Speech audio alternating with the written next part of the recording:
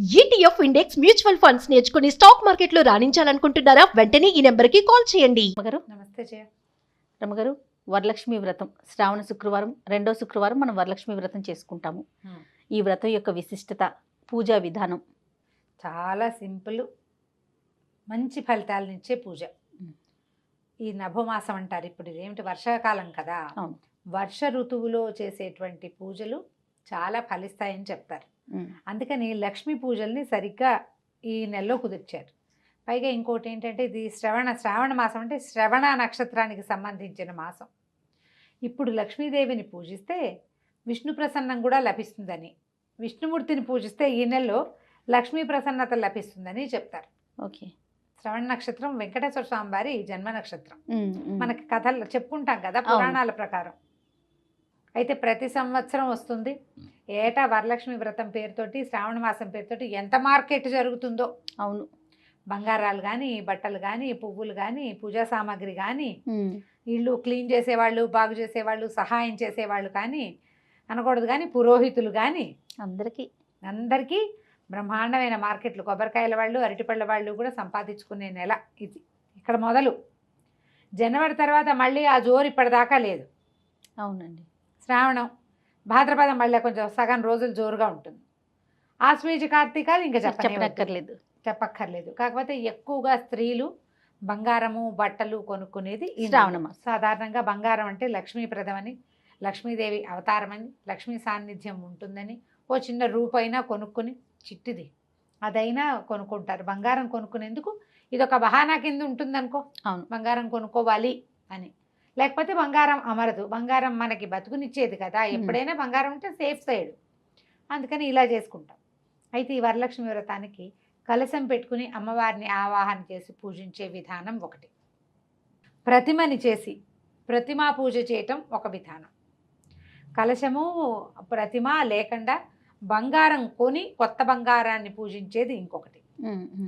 ఈ శక్తియుక్తులు లేని వాళ్ళు, అలవాటు లేని వాళ్ళు ఇంట్లో ఉన్న బంగారంతో ఒట్టి బంగారాన్నే, లక్ష్మీ రూపు కూడా ఉండవలసిన అవసరం లేదు, దానికైనా ఆ బంగారపు వస్తువునైనా పెట్టి పూజించుకోవటం ఒక విధానం. ఎవరెవరి పంధాన్ ప్రకారం, ఆసక్తి అవకాశాల ప్రకారం ఈ నాలుగిట్లలో ఏదో ఒక పద్ధతిని చేసుకోవచ్చు. సువాసిని పూజ కూడా ఒకటి చాలా మంచి ఫలితాన్ని ఇస్తుందంటారు. మన వైపు కొంచెం తక్కువ చేస్తాం. శ్రావణంలో సువాసిని పూజ ఆశ్వీజంలో చేస్తాం, లలితా త్రిపుర సుందరిగా భావించి. ఇప్పుడు ఇక్కడ ఏంటంటే, మనం విరివిగా ఈ నెల అంతా కూడా వాయనాలు ఇవ్వటం, తాంబూలాలు ఇచ్చుకోవటం, పళ్ళు పువ్వులు ఇవ్వడం, తర్వాత ఏదైనా వస్తువులు కొని, కుంకుమ భరణలని, ఏదైనా అలంకరణ సామాగ్రి అని ఏదో ఒకటి తాంబూలంలో పెట్టి ఇవ్వడం, చీరలు, రవికల గుడ్డలు అలాంటివి ఇవ్వటం, కొబ్బరికాయలు లాంటి విశేషమైన ఫలదానాలు అద్భుతమైన ఫలితాన్ని ఇస్తాయి. ఈ నెలలో ఎవరికి ఇచ్చినా అది లక్ష్మీదేవికి ఇచ్చినట్టే. ఓకే. ఆమె ప్రసన్నంగా ఉంటుంది కాబట్టి వీటిలో ఏది కుదిరితే అది చేసుకోవచ్చు. బహుశా స్నేహ సంబంధాలు పెంచుకోవటానికి ఇది ఒక మార్గం కదా రమగారు? అంటే పబ్లిక్ రిలేషన్స్ అంతే పెంచుకునేందుకు ఇది ఒక మంచి మార్గం. ఎవరింటికైనా వెళ్ళి చుట్టుపక్కల 4 ఇళ్ళకి వెళ్ళి పేరెంట్ అని పిలవటం, మా అమ్మవారిని చూసి తాంబూలాలు తీసుకుందరు కానీ రండి అని. అమ్మవారిని చూస్తారు, తాంబూలాలు తీసుకుంటారు.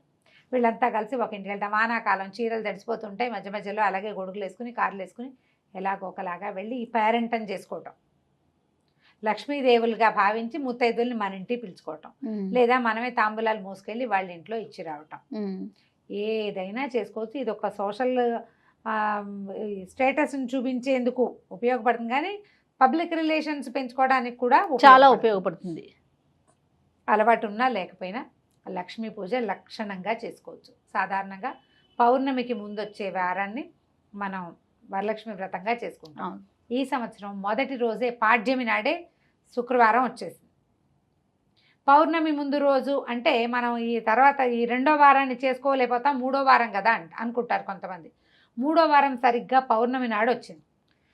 శ్రావణ పౌర్ణమి మనము జంధ్యాల పౌర్ణమిగా, రాఖీ పౌర్ణమిగా భావిస్తాం. అవును, మనం పూజ చేసుకుంటాం, అందరికీ రాఖీలు కట్టుకుంటాం, అదొక సోషల్ రిలేషన్స్ అంతే. కాబట్టి 2వ వారాన్ని మనం వరలక్ష్మి వ్రతంగా చేసుకోవచ్చు. మనకు 2వ వారం కుదరదు, ఏమైనా ఇబ్బందులు వస్తాయి, పిల్లలకి ఇబ్బందులు, ప్రయాణాలు, సాగదు, ఏదో సమస్యలు ఉంటే 1వ వారం లేదా 4వ వారం అయినా చేసుకోవచ్చు. సాధారణంగా 3వ వారం మురికి వారం అని, 3వ వారం సాధారణంగా వరలక్ష్మి వ్రతం పెట్టుకోరు. ఏది కుదరలేదనుకోండి ఏం చేస్తాం 3వ వారం అయినా పెట్టుకుంటాం, 5వ వారం అయినా పెట్టుకుంటాం. ఈ సంవత్సరం 5 వారాలు వచ్చినాయి కాబట్టి ఏ వారం కుదిరితే ఆ వారం ఈ వరలక్ష్మి అమ్మవారి నోమును నోచుకోవచ్చు. దీనికి పెద్ద విశేషమైన పూజా విధానం ఏమీ లేదు.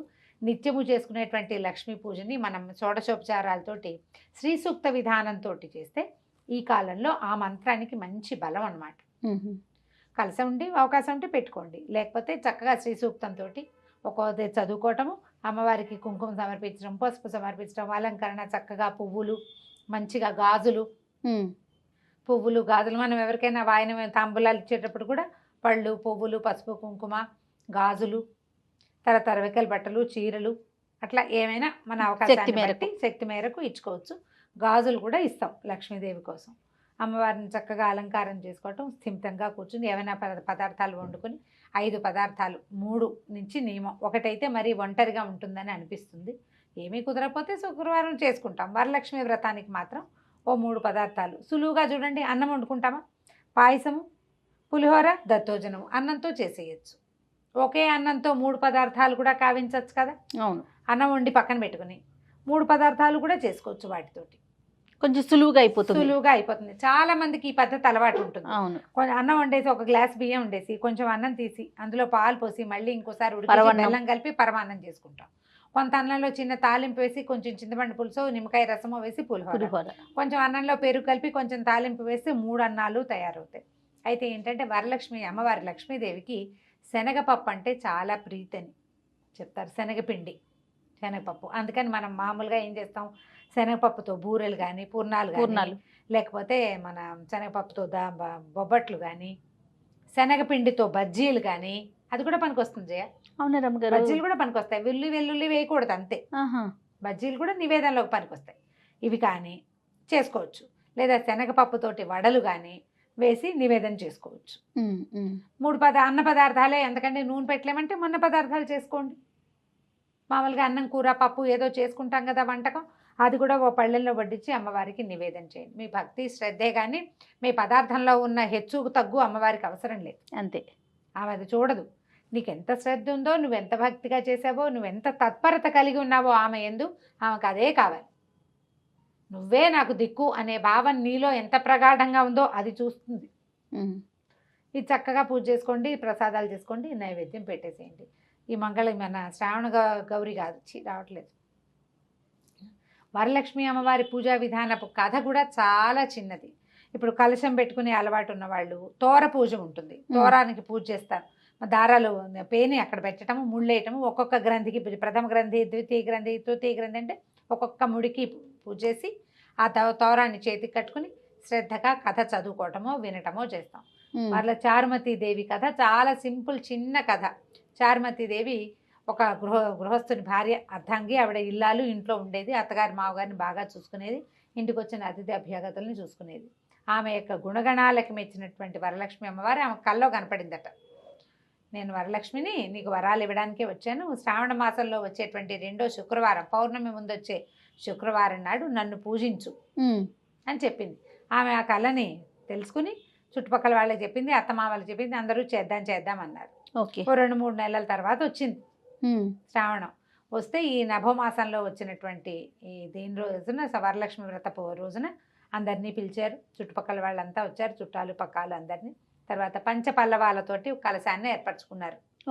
మర్రి, రావి, జువ్వి, మేడి, మామిడి, ఇవి వాటి తలుకు కొసలు. మనం మామూలుగా మామిడి పెట్టుకుంటాం. అవును, మర్రి, రావి, జువ్వి, మేడి కూడా పెడతారు. జువ్వి అంటే అదొక చెట్టు, జువ్వి చెట్టు అంటారు. ఆ జువ్విని కూడా పెడతారనమాట. ఈ 5 పంచపల్లవాలతోటి కలశాన్ని ఏర్పరిచి ఒక చక్కగా మందిరంత గోమయంతో అలికి ఒక శుభ్రమైన ప్రాంతాల్లో మనం పూజకి ఎట్లా చేసుకుంటాం అలాగా నియమంగా గోమయంతో స్థలాన్ని శుద్ధిగా అలకటము, చక్కగా ముగ్గు వేయటము. తర్వాత దాని మీద ఏమో అమ్మవారికి ఒక మందిరాన్ని స్థాపించడం, దాంట్లో కలశాన్ని స్థాపించి అమ్మవారికి పూజ చేసుకున్నారు. పూజ అయిన తర్వాత పూజా మందిరానికి 3 ప్రదక్షిణాలు చేశారట. మొదటి ప్రదక్షిణ చేయగానే వీళ్ళందరికీ కాళ్ళకి ఆభరణాలు వచ్చేసినాయి. 2వ ప్రదక్షిణ చేయగానే శరీరం అంతా సర్వాభరణాలు వచ్చేసినాయట, అంటే ప్రదక్షిణ చేస్తున్న ముత్తైదువులకి. 3వ ప్రదక్షిణకి వాళ్ళ ఇంటి నుంచి అందరికీ బళ్ళు వచ్చినాయి అంటే సాధారణ కుటుంబీకులకు కూడా ఇల్లు కూడా ధనధాన్య సమృద్ధితోటి నిండిపోయింది. అదే చెప్తారు కథలో. ఆహా. వచ్చిన వాళ్ళందరూ ముత్తైదులు మా చారుమతి దేవి భాగ్యమే భాగ్యం, ఎంత గొప్పగా ఈవిడికి వరలక్ష్మీదేవి కల్లో కనపడింది అని అనుకుని ఆమె వల్ల మనకు కూడా సౌభాగ్యం లభించిందని అందరూ ఎవరిళ్ళకి వాళ్ళకు వెళ్ళారు. ఆ సంవత్సరం నుంచి వీళ్ళంతా ప్రతి సంవత్సరము వరలక్ష్మి వ్రతాన్ని ఆచరిస్తున్నారు. కుండినం అనే నగరంలో జరిగింది ఈ కథ అని చెప్తారు. అంతే కథ. ఆ కథ చదువుకోవడం పూజే ప్రధానమైంది. కథ చదువుకోవటం, తోరం కట్టుకుని చేతిలో అక్షతలు పట్టుకున్నాం కదా, పట్టుకున్న అక్షతలు అమ్మవారి మీద కొన్ని వేయటం, కొన్ని మన మీద, తర్వాత పిల్లలు జల్లలు పెద్దవాళ్ళు చిన్నవాళ్ళు అందరి మీద వేయటం. అక్షంతలు అట్ట పెట్టుకుంటారు మామూలుగా. ఎక్కడికైనా బయటకు వెళ్ళేటప్పుడు ఆ 2 అక్షంతలు తల మీద వేసుకుంటే ముఖ్యమైన పనులు అవ్వవు అని అనుమానం వచ్చినప్పుడు కథాక్షింతలు దాచిపెట్టుకోవడం కూడా ఒక పద్ధతి ఉంటుంది. అలవాటు ఉంటే ఉంచుకోవచ్చు, జ్ఞాపకం ఉండాలి కదా. అవును. సో ఈ రకంగా వరలక్ష్మి వ్రతాన్ని మనకి ఎలా కుదిరితే అలా ఉపవాసాలు ఉండటం ఇలాంటివి ఏమైనా ఉంటాయి రమ్మగారు? వరలక్ష్మి వ్రతానికి అసలు సువాసిని వ్రతాలకు ఉపవాసాలు ఉండవు జయ. పగలు భోజనము తాంబూలము, రాత్రిపూట ఒక పొద్దే ఏదైనా టిఫిన్ తింటారు. ప్రత్యేకంగా అయితే ఏమీ లేదు. ఆ పగలు ఉపవాసాలు అవి చెప్పరు. ఈ వ్రతాలకి లేవు. అవి కొన్ని ప్రత్యేకమైన వ్రతాల్లో చెప్తారు. పూజ అయ్యేదాకా తినకూడదు అవి ఉంటాయి. దీనికి ఆ నియమం ఏమీ చెప్పరు. అంతే రమ్మగారు. అంతే సింపుల్ పూజ. మీ శక్తియుక్తులను బట్టి, మన ఓపికను బట్టి, అవకాశాన్ని బట్టి సావకాశంగా చేసుకోండి. భయపడద్దు, అనవసరంగా కంగారు పడద్దు. రైట్ అండి. నమస్తే. నమస్తే.